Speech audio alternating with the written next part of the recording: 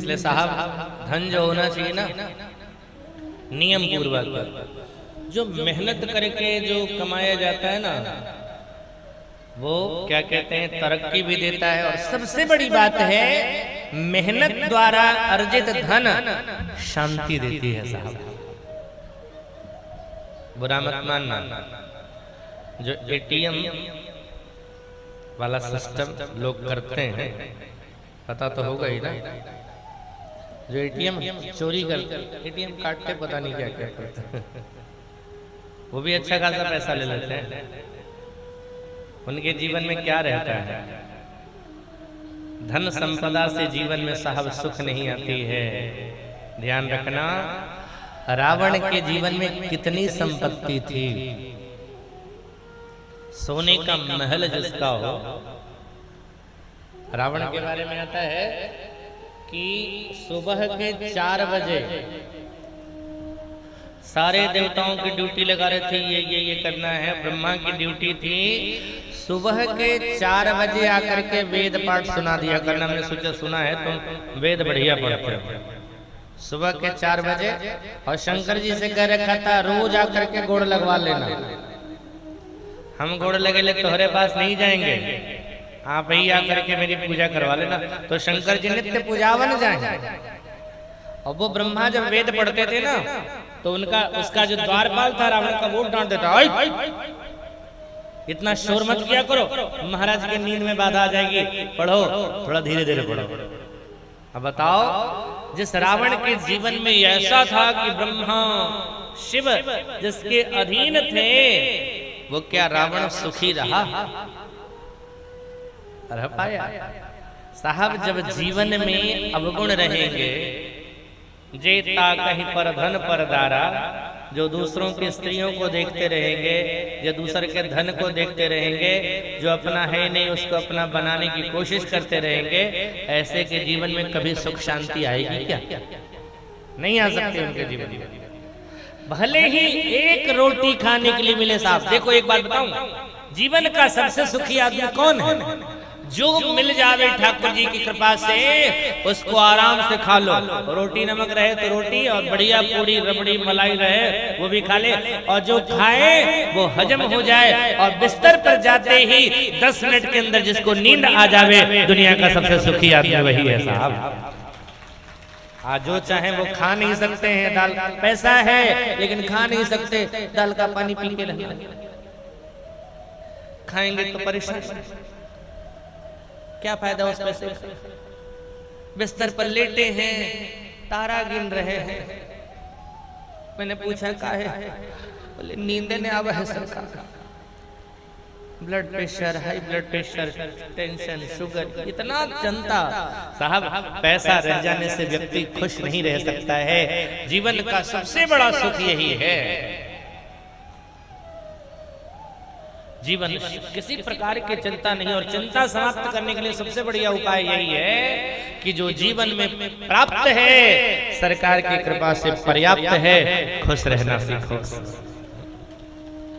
ये सूत्र सदैव याद रखना कि सीताराम सीताराम सीताराम कहिए,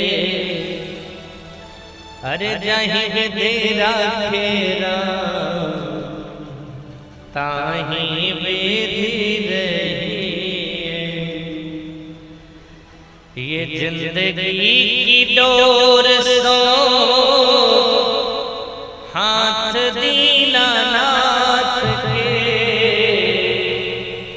महलों में राखे चाहे झोपड़ी में वास है।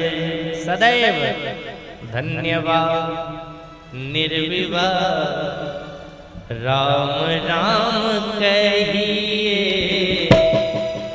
जाहि विधि राखे राम, ताहि विधि रहिए। सीताराम सीताराम सीताराम कहिए, जाहि विधि राखे राम, ताहि विधि रहिए।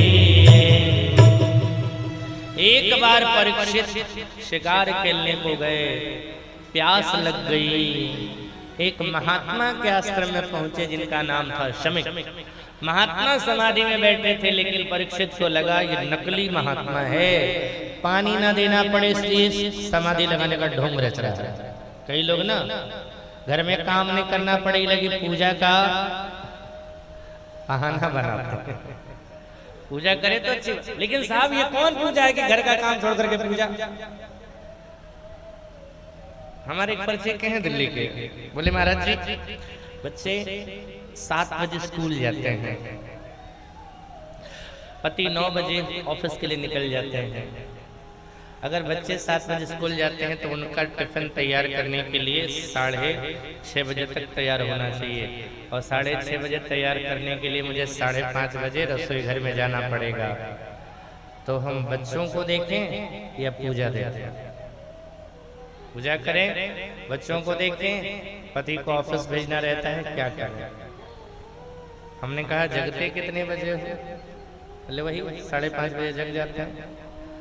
हमने कहा थोड़ा जगने वाला पहले करो ना, 4 बजे जग जाओ, 5:30 बजे तक पूजा कर लो। जो रसोई घर में जाने का समय था उसमें कोई परिवर्तन नहीं करना। कहाँ कटौती करनी है? जहां तुम सो रहे थे वहां कटौती करनी, जहां तुम स्वयं में आराम कर रहे थे ना, कटौती वहां करो। घर के काम में काहे कटौती करोगे?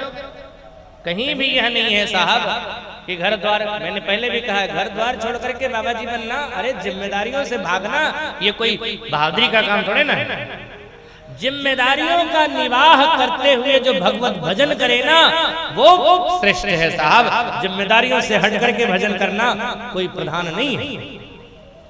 बार बार ये कहा गया धन्यो गृहस्थाश्रम, गृहस्थाश्रम को सबसे मुख्य आश्रम कहा गया है, वो कहा गया ये आश्रम धन्य है, इससे बढ़कर के कोई धन आश्रम है ही नहीं। क्यों कहा गया इसके लिए? जिम्मेदारियों का निर्वाह करते हुए भगवत भजन किया जा रहा है, वो गृहस्थाश्रम धन्य है। जो संसार में रचा बसा है, माया मोह में रचा बसा है, भगवत भजन नहीं करता, वो गृहस्थाश्रम धन्य नहीं है। कांता सुलक्षणी हो, पुत्र आज्ञाकारी हो, और तुम पुत्र परिवार के साथ भगवत भजन कर रहे हो और जीवन के कार्यों का निर्वाह कर रहे हो, ऐसा गृहस्थाश्रम धन्य है। एक बार नारद जी के मन में भाव जगा कि सबसे ज्यादा भजन तो मैं करता हूँ, लेकिन इसकी मुहर लग जावे भगवान की ओर से तो अच्छी बात है। तो भगवान से पूछा जाकर के सरकार सबसे ज्यादा भजन कौन करता है आपका? नारद जी को लग रहा था कि भगवान मेरा नाम बताएंगे। भगवान ने कहा बताऊं या दिखा दूं? तो दिखा दीजिए। लेकर के गए एक गांव में, हरेपुरा जैसा कोई गांव रहा होगा, हरेपुरा नहीं था कोई और गांव, ऐसा ही कोई गांव रहा। उसमें एक किसान रहता था, और किसान को दिखा करके भगवान ने कहा सबसे बड़ा भजनानंदी यही है, सबसे ज्यादा मेरा भजन यही करता है। नारद जी को लगा कि हो सकता है 24 घंटा में आधा घंटा रह जाता होगा, मैं नहीं कर पाता हूँ, ये लगातार 24 घंटा करता होगा, इसलिए इसका नाम बता दिया। चलो इसकी दिनचर्या देखते हैं क्या करता है। दिनचर्या देखा, 4 बजे जगाओ, सबसे पहले जाकर के बैलों को खाना दिया, क्या बोलते हैं साना दाना, सानी पानी वो दिया, दे करके अपना स्नान किया, नित्य कर्म करके बैठ गया पूजा में। 5 बजे 6:30 बजे तक पूजा करता रहा। उसके बाद उसके पूर्व पत्नी जग गई थी, पत्नी ने कुछ बनाया, भोजन किया, हल को कंधे पर डाला, बैल को लेकर के खेत में गया, खेती करता रहा, दिन भर हल चलाता रहा। दोपहर में पत्नी भोजन लेके के गई, भोजन किया, शाम को फिर आया, स्नान किया, बैठ करके कीर्तन किया, अपने पत्नी परिवार के साथ बैठ करके 1 घंटा भगवान के नाम का कीर्तन किया। भोजन बना था, भोजन किया और हरि नाम का स्मरण करते हुए सो गया।